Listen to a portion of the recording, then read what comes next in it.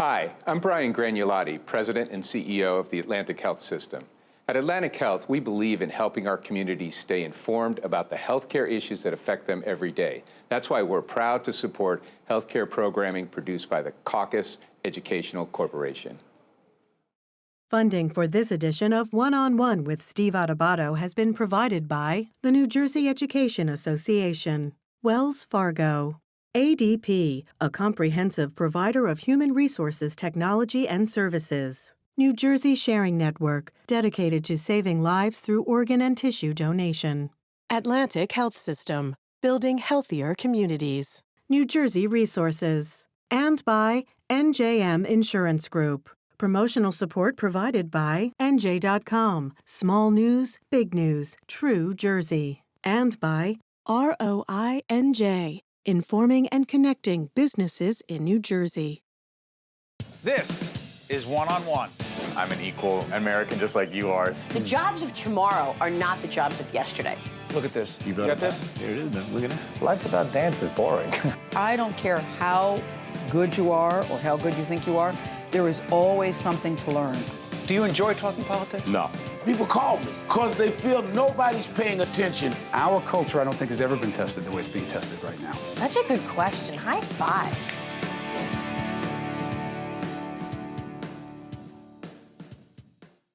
We're pleased to be joined by two friends from the Port Authority of New York and New Jersey, Mary Lee Hannell, Chief of Human Capital, and Sean Kazmark, Principal Planner, Port Department at the Port Authority of New York and New Jersey. Good to see both of you. Thanks, sir. Good seeing you, too.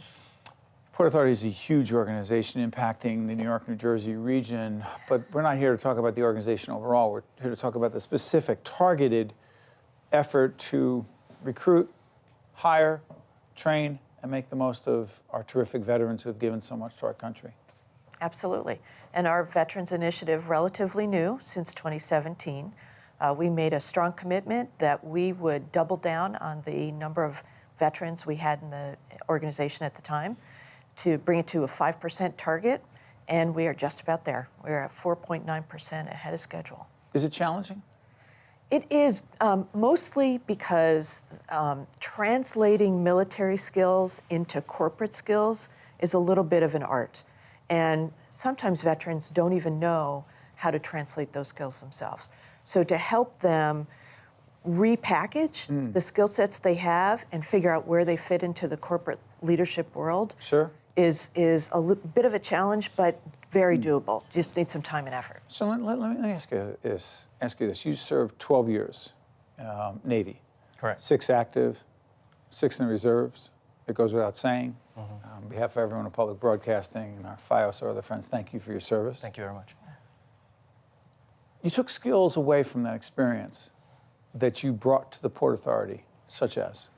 Sure. So I think it's important to note, first off, that employers oftentimes spend a lot of time, resources, and money trying to replicate the technical skills that and the soft skills that the men and women learn in their training, starting from basic training to their follow-on schools. And so it's the soft skills that you continue to utilize in your military service. Such as? Dedication to duty, responsiveness, being able to... How about being reliable and on time? Little things like that. Well, those go without saying. Mission-driven. Right. Mission-driven. What does that mean, mission-driven, Sean? So each individual branch is instilled sort of core values that they learn. And when you take on an assignment or when you're asked to do something, I feel as though you project those core values in any aspect that any sort of role that you take on. And the other thing that's fascinating to me is, by the way, to fully disclose, the Port Authority is one of the underwriters of what we do, and we learn a little bit about this Veterans Initiative. And by the way, go to our website also. There's a whole range of veterans-related programming at steveadubato.org. The team will put it up. We're so proud of the work we're doing, but there's so much more to be done. There's a Veterans Association. Describe it. So it is an association not only of veterans who are in our workplace, but also of veterans allies. So senior leaders across the organization who come together, and we work on things that are really important to making the veteran experience easy at the Port Authority, like revising a military leave policy, which we did in conjunction with Sean and the Employee Resource Group. We had a policy where our veterans who were continuing training weren't able to have enough time to do that without using vacation time. We changed the policy to allow them the time that they need to continue the training to serve our country without having to take their vacation time. It's a big deal. So that, and you're the inaugural president of the association. Yes, sir, yeah. Which means? So in 2016, when I came on board, we realized that there was no unified platform for military veterans to get their questions and concern to top-level management within the Port Authority. So myself, along with other individuals, many of which are still serving on the executive board today, came together and we formed this organization. We have 95 members so far. And as Mary Lee had pointed out, that ranges from new hires to top-level management, personnel within the Port Authority Police Department. And so, I volunteer a lot of my time, my off-duty hours, to advance our initiatives and to make sure that the veterans within our organization have a unified platform in order to voice their concerns to leadership. How rewarding is that for you? I take a great deal of pride and satisfaction in volunteering my time, and I take a great deal of pride and satisfaction in my executive team, who it's not just me. I give majority of the credit to them for stepping up and donating their time as well. So. Curious about this. In many of the programs we've done about veterans and the issues that veterans face, particularly in the workplace and being reconnected to society, the issue of a stigma, I'm thinking stigma. Stigma, we're not talking about mental illness per se. We're not talking about drug and alcohol addiction per se. Right. We're dealing with people who served our nation. Stigma as it relates to the workplace? Such a thing? I believe so. And I'll say that because when we first people don't say it publicly because you never get away with it. Right. But actions... Good, I'm sorry, I interrupted. No, it's okay. The reason I think that's true is when we started this initiative, we thought we had a certain number of veterans in our organization. Sure. It turned out that people weren't disclosing.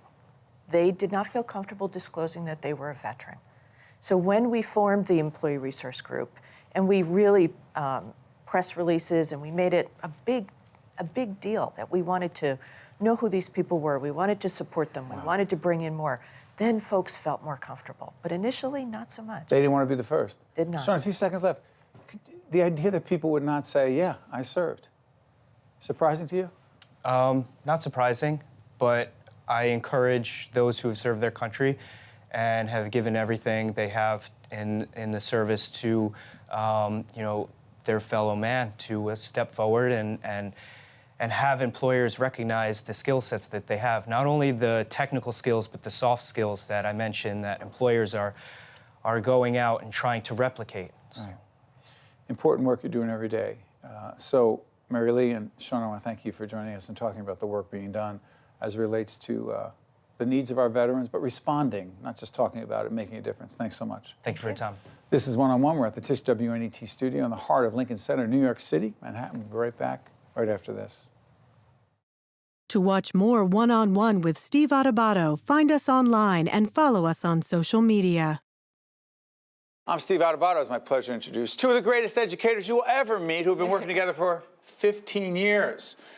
Mary Sakis, social studies teacher, diversity club co-advisor at Watchung Hills Regional High School, and Jamie Lott-Jones, social studies teacher, diversity club co-advisor. You have the same title. This is ridiculous. You've been working together, same title, Watchung Hills High School, and we have you as part of our Classroom Close-Up series we're doing in cooperation with the folks at the NJEA. What are you doing over there that's so special? We're about to see a video in a minute. What's so special about what you're doing? Well, we have some great kids that do special things, but our students have led an initiative to teach a lesson on Islamophobia. That one of our diversity club members, Helen Yang, was just concerned about comments that she was hearing in classes about Muslim stereotypes, and she came to us one day and said, "Hey, I'd like to create a lesson. Could we teach it in some of the freshman classes?" And we both teach freshman world history, and we said, Sure. So she worked on it for about a month or so, and her and another friend of hers, Alana Margulies, created this lesson. They found the student voice resources, they found the TED Talk, they put together the PowerPoint. So there's a whole program. And it is. And they're great. Listen, we're about to see this video. I hope this video doesn't say everything you just said, because let me just tell you. No, it's actually one of the great videos. They'll do a great job. They really do a great job at Classroom Close-Up. I promise you can jump in right after this. We're about to see this video. Good. Check this one out. What do you think when you look at me? A woman of faith, an expert, maybe even a sister, or oppressed, brainwashed, a terrorist? Dahlia Mogahed's inspiring TED Talk about living as a Muslim in post-9/11 America is just one of the tools 12th graders Helen and Alana are using to get these history students talking about the topic of Islamophobia. I think that bringing a subject like Islamophobia to the classroom, especially in a world history classroom, I think it brings that element of discussions about things that we don't talk about a lot in our curriculum. How can we define Islamophobia? We're gonna sort of come up with a class definition for this. I don't think anyone really, in their heart of hearts, believes that making fun of someone or being Islamophobic is the right thing to do, but if it's not something we're actively discussing and if it's not something that's on their mind, then that might just be their default. How do you guys think that stereotypes are created? Like, what are some of the— Helen and Alana developed the lesson as part of their involvement in the school's diversity club. Helen actually approached us at the beginning of her sophomore year and said, I read this article, we need to do something about it. And I said, all right, what do you want to do? And she said, what if we make a lesson? And they began to put the whole presentation together. In one part of the lesson, students are asked to read and discuss varying accounts of discrimination experienced by Muslim teens. She grew up in America, and her last name was Hussein. So a lot of people thought they would make fun of her and think that she was related to Saddam Hussein. I love that so many students share different perspectives. I think that's what's important about these lessons. I mean, I don't want to come to a class and be preaching to the choir, basically, right? I think that it's important to really learn from each other's beliefs. It's good that our generation is learning how to speak for ourselves and create our own ideas. It's practicing and giving them a voice, that my voice matters. And here you can see with Helen and Alana, who have used their voice to make change in the high school, this is what you can do. If they can do it, you can do it. I think that talking promotes action. I don't think that talking is enough. So what we did today, obviously that's important, but it's all about shaping a mindset. Once you have this conversation, the reason it's impactful is because then people feel empowered. I think these discussions are important because it continuously reminds you that it's not over. The fight's never over. It's happening all around the world, and if we don't try to make a difference, no one will. They're giving this talk, especially to the freshmen as they're coming into school, and it's embedded in our unit on the Middle East. So this has helped the kids feel that the school is a safer place, that our classroom is a safer place, and that maybe they have allies that they'd never realized they had before. Folks, I've been watching Classroom Close-Up videos for about 10 years now, and I have to tell you, that's not what I expected. That was extraordinary. The last young woman we saw, a freshman. They were freshmen. Yes. And the two young ladies, Helen and Alana, are going where Well, right they now? are freshmen. Helen attends Columbia, and Alana is at Johns Hopkins. These They're are pretty leaders. amazing. Yeah. They're amazing kids. These are leaders. Yes. What are they taking away from this in terms of life experiences and how they interact with others? Well, when I first started at this school, I inherited the diversity club, and it was kind of like celebrating dinners and holidays, and I said, we need to do more. We need to find ways to empower our kids to speak up, and we started an initiative where we actually created a slogan that our kids use, which is speak up, stand up, stop hate. And it has woven its way all the way down to the elementary schools, so that when we have incoming freshmen, like you saw in the video, we can say speak up, and the kids will finish the slogan and say stand up, stop hate. I have a poster in the back of my room that says, speak your mind, even if your voice shakes. Say that again. Speak your mind, even if your voice shakes. So a kid's nervous, afraid, uncomfortable speaking in public, and you tell them, just share your voice. Yeah. Even if your voice is shaking. And you create an environment in the classroom where students feel comfortable speaking. What is this whole thing about these upstanders? What is an upstander? So we practice a lot, and we teach them to kind of embrace what they should do versus what they could do and model it. And through that, many years ago, I had seen Samantha Power speak, and she used the word. She said, I don't have a good word for someone who moves from being a bystander to an upstander. So I'm using this word, and I came back to the school and said, Mary, we have to use this word. And I started putting it into my curriculum. And 2 of our students actually won awards and were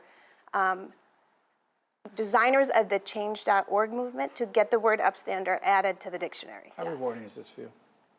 Incredibly rewarding. I mean, I'm fortunate to work with some amazing students. And really, our goal as educators is, we impart knowledge every day. We want students to have 21st century learning skills, thinking skills, be able to collaborate. But we want students to be able to find their voice, right? They want to be able to find who they are as people. And what is their identity? Who am I? And what kind of positive difference can I make in the world? And we feel like if they can do this in high school, if they can have the tools like to change people's hearts and minds and make a positive difference, if I can do this in high school, why can't I do this in the greater democratic society that we live in? Particularly in the polarized world that we live in, divisive, not just political environment, but social, cultural environment.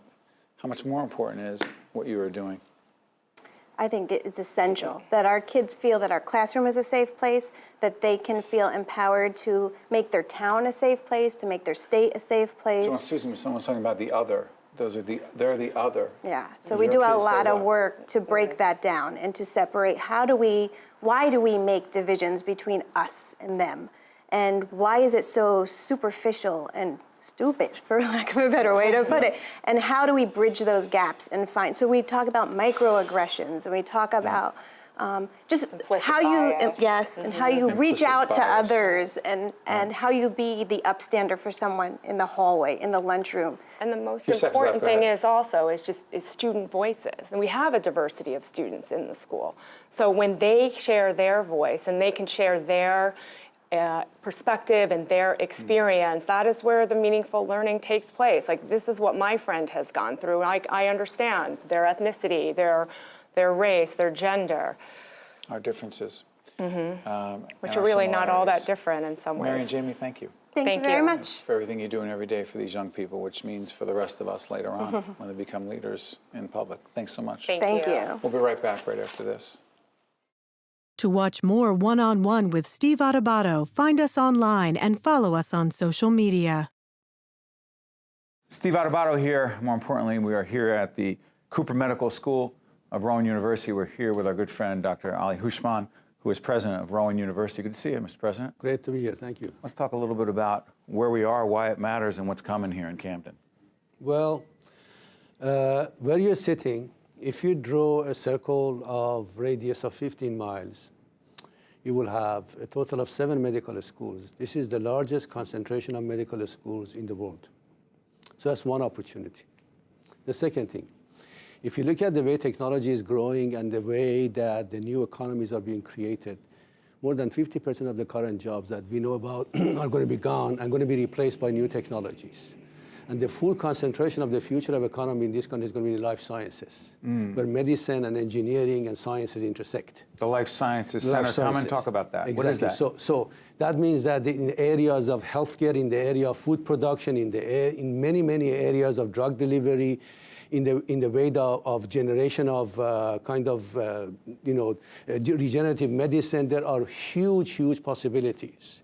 And therefore, you're going to see economies being created, you're going to be jobs being created. Therefore, meds and eds are at the heart of this. Meds and eds. Yes. Break that down a little bit. Well, the education part of it obviously it trains the future of the nation. When you bring the medicine in here and the biology and biological sciences into this thing, now you create the opportunity to think about new economies. How, for example, think about as the world population is growing, how are you going to feed the world? There are not going to be farms out there. The world energy and water is depleting. Therefore, what's going to happen? You're going to see these vertical, stackable kind of inner city farms that are going to produce food. You're going to see these labs next to medical schools that can literally grow meat. Instead of having a cow growing in a farm, you're going to see a filet mignon being growing literally in lab. And that's how the food is going to be. It's a game changer on so It is many absolutely a game levels. I know changer. it's a It has to cliche, be. but it is. But it By has the way, to tell be. folks, physically behind us is where the center is going to be. Absolutely. In the heart of Camden. Absolutely. That's where the research is going to be. Rowan just committed, the Rowan board committed $50 million seed money for research over the next 10 years. That is a major investment on our part, all of it for Camden. So why does that matter so much that, quote, all of it's for Camden? Because this is the way in which we can use the existence of the medical school as well as Rutgers Camden, as well as the investment from the state to build this magnificent facility, to bring the scientists and engineers together in a center that is centralized, in a place that is centralized, has access to all the brain powers over across the river in Philadelphia, as well as in Stratford and Rowan. So you really are in a very centrally located, where the resources are available, the infrastructure is available, access to transportation and everything else. And here is the way where the minds and the brains of all these scientists and researchers come in here and spending that money, you can come up with a whole host of new discoveries. Whole new economy is going to be created. Whole new technologies. What would it mean for Camden? What's that? What does it mean? It means job, it means industry. Think about, for example, one of the areas that our researchers are going to work are going to be material engineering and biomedical engineering. Where, think about, for example, our researchers in medicine develop new devices for called artificial limbs. Let's say, somebody wants to replace a knee. Right. Artificial knee. And there are many, many technologies. Imagine that the latest technology is developed in here. One of the problems that these artificial devices have is they're prone to infection. Now, our material scientists are working on materials that could prevent that infection. Imagine that becomes a technology and a whole new company is created in here and then becomes a worldwide distribution of these new devices. So think about the jobs. That's one possibility. And the economic development in this town. I was saying before, we were just speaking with Congressman Donald Norcross, born and bred in the city and the role of the federal government and all that. I was saying as we come in to this community, all the things you think you know about Camden, and you see the medical education, you see what's going on, you realize there's tremendous energy here. There's tremendous amount of energy. This is what's happening in America. Whereas in the past, people would kind of created these massive malls and people would drive to the stores. Now the malls are becoming far less popular and people are coming into inner cities. Cities like Camden with the size of 80 or 90,000 are going to become amazing places. Well, what's the role of Rowan in all this? I mean, but also you're partnering. Dr. Houshmand was on with a group of other college and university presidents talking about the future of higher ed. And one of the things that struck me was we were talking about the difference between collaboration and competition. Dr. Houshmand said, by the way, go back on our website, steveadubato.org, check out that show. You were talking about there's a lot of competition, but there's collaboration because Rutgers, Camden, partnering with Rowan in all this. Yes. Collaboration. Absolutely. Collaboration is important because when you're talking about the research and discovery, these are the things that happen organically amongst people who have got the abilities and the desire to do research and discovery.